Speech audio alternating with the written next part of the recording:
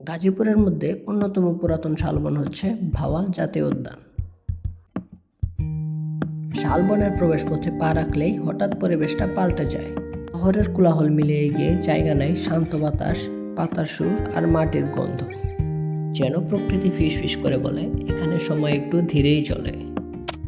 ভাওয়াল জাতীয় উদ্যানের ইতিহাস বহু পুরনো। এর শিকড় মধুপুর গড়ের গহীনে। 1973 সালে এই বন সংরক্ষিত এলাকা হিসাবে যাত্রা শুরু করে আর 1982 সালে জাতীয় উদ্যানের মর্যাদা পায়। কিন্তু এর গল্প আরও পিছনে। অল রাজাদের সময় এই বন ছিল শিকার ভূমি, ছিল রহস্যে ডেকে থাকা অরণ্য। বিখ্যাত বাউল সন্ন্যাসীর কাহিনীও জড়িয়ে আছে এই বনের চারপাশের মাটি আর মানুষের স্মৃতিতে।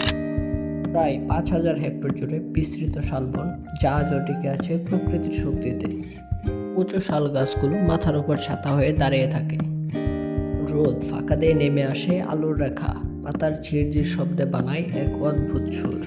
ভাওয়াল জাতীয় উদ্যান শুধু গাছের বাগান নয়, এটা প্রাণীকুলের আবাসন। এখানে দেখা মেলে মায়া হরিণ, বানর, শিয়াল, নানা রঙের পাখি আর অসংখ্য প্রজাপতি। বনের ভেতর ছোট ছোট জলাশয় আছে, যেখানে সকালে প্রাণীর পদচিহ্ন দেখা যায়। প্রাণীর এই চলাচল প্রমাণ করে প্রকৃতি এখনো জীবন্ত, এখনো শ্বাস নিচ্ছে। আজ ভাওয়াল জাতীয় উদ্যান শুধু মানুষকে বিনোদন দেয় না, এটি শহর থেকে দূরে একটি প্রাকৃতিক আশ্রয়। পিকনিক স্পট, হাঁটার ট্রেল, লেক সব মিলিয়ে পর্যটকদের ভিড় থাকে সব সময়। কিন্তু বনের আসল সৌন্দর্য ঘেরা নয় দর্শনীয় স্থাপনায়, বরং সেই নীরবতা মুহূর্তগুলো যেখানে মানুষ আর প্রকৃতি মুখোমুখি দাঁড়ায়।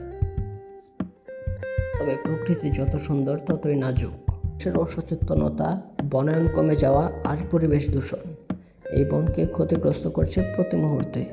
উদ্যানকে টিকিয়ে রাখতে প্রয়োজন দায়িত্বশীল গাছ রক্ষা, বন্যপ্রাণী সংরক্ষণ আর পরিবেশ বান্ধব পর্যটনের চর্চা।